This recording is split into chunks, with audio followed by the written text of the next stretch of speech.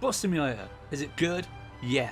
For as long as I can remember, I've always wanted to play a bus simulator to live out the dream of being a bus driver. This game has lived up to that dream and it is really realistic and fun to play. The game is set in a fictional European city.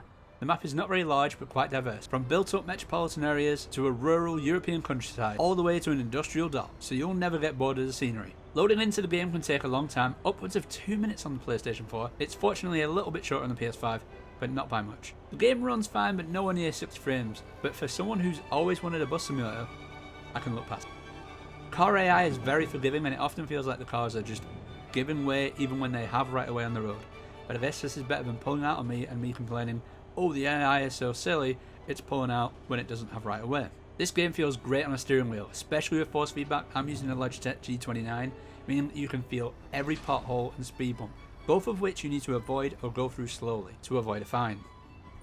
However, using a wheel can make taking passengers' payments frustrating, because you have to switch between controller and wheel. Eventually I would switch off passenger payments and pretend that everyone in my city has bus passes.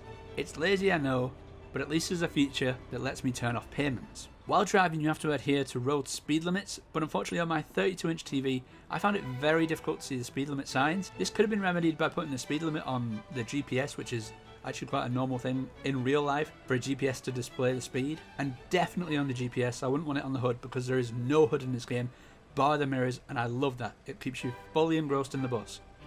However, all buses do come with a speed limiter, which is great at preventing speeding, but it does make it feel a little bit too easy.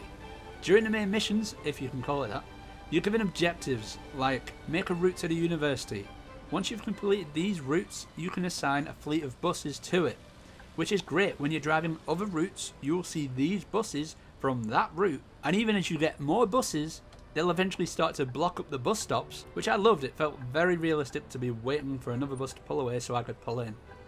After you've finished all the missions, you'll realise that all the routes are very cluttered, and for every route that you add, it makes the menus more laggy and unresponsive.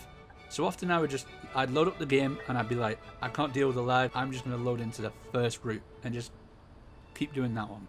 I'll mention the audio because the audio is one of my favourite things about this game. If you've ever spent a lot of time on buses, you'll recognise all the rattles, all the shakes, all the squeaks of the buses when you're going fast, round turns, braking. They've got them all. Opening the doors, kneeling down. Oh, every noise that a bus makes is in this game and it is amazing.